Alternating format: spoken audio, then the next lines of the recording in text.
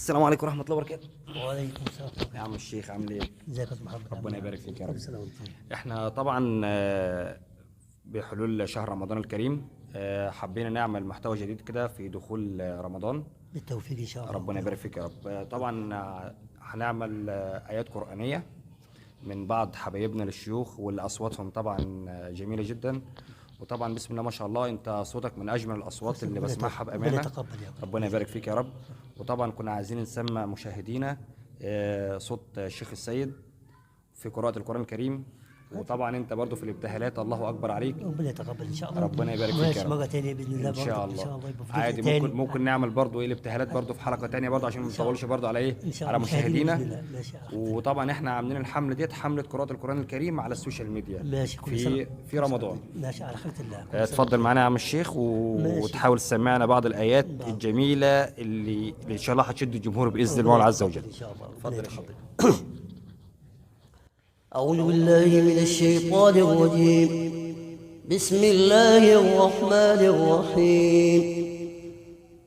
لقد كان في يوسف وإخوته آيات للسائلين إذ قالوا ليوسف وأخوه أحب إلى أبينا منا ونحن عصبة إن أبانا لفي ضلال مبين اقتلوا يوسف أو اطرحوه أرضا يخل لكم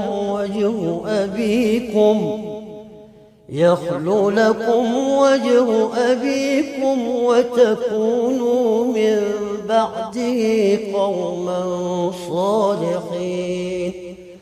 قال قائل منهم لا تقتلوا يوسف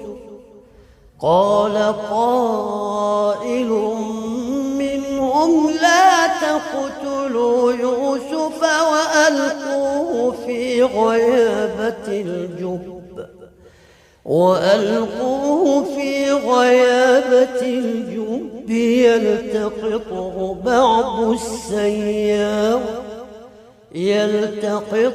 بعض السيارة إن كنتم فاعلين.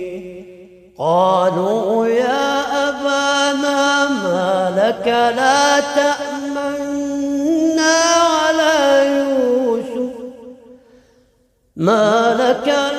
تأمنا على يوسف وإنا له لناصحون.